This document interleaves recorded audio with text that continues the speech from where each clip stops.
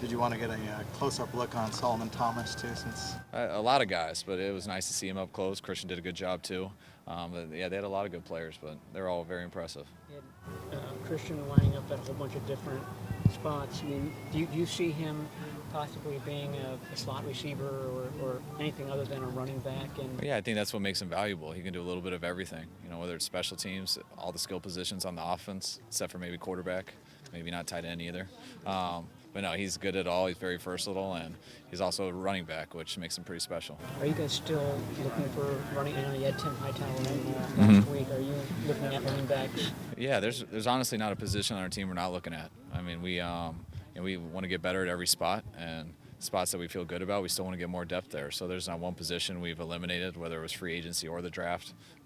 We didn't look at free agency as, hey, we have to get these positions either. We tried to get the right people that were available at those positions, and hopefully the same thing will work in the draft. When you look at having the number 2 overall pick right now, how many options are being talked about behind closed doors about what you could do with that pick? It's a process. You got to talk about every option because you never know what'll happen. You got to be ready for anything that someone will call you on, whether it's a trade or not. So you got to go through all those because they can happen quick, especially when you get closer to draft day.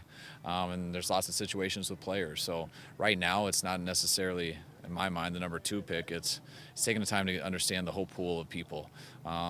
You know, who's going to be available who's going to be available halfway through the first round, and what are the players you can get in the second and third round. And that's not something that just gets done. You got to watch a lot of tape. You got to listen to your scouts and listen to all the homework they've done with the character on these guys.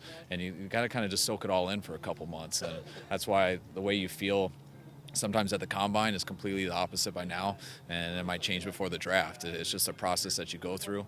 It's tough because you end up only getting 7 guys or whatever it is, but you got to go through the whole process for everyone because you don't know who's going to be available, you don't know where you're going to be, and you can never stop looking at enough. There doesn't seem to be at least a consensus among the pundits, number 2 player out there. And the fact you just mentioned all positions, could be fortified on your team. It would seem like a trade down might be something you guys would want.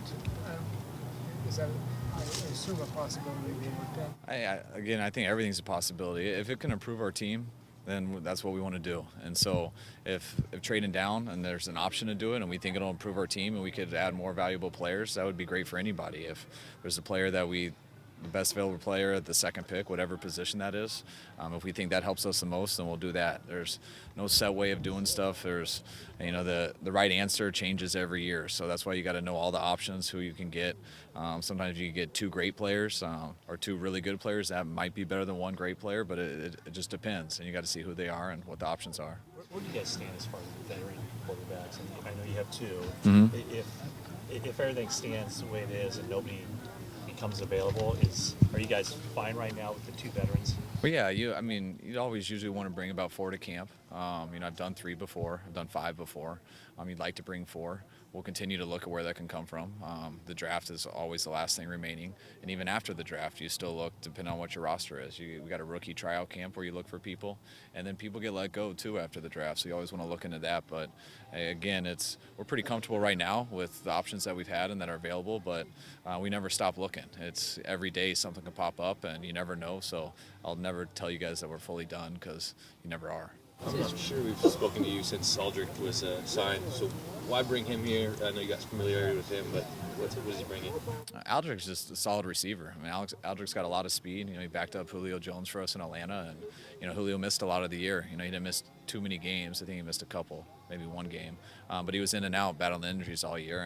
And when he was out, Aldrich came in and did his job. He's could run all the routes and he's got a lot of speed, so he's a guy who can be valuable for us. As far as Solomon Thomas, people know that this team has taken a defensive tackle the previous 2 years in the first round. Did he show enough versatility with Stanford to, where you think you could work him into a lineup that also has Eric Armstead and DeForest Buckner? Yeah, definitely.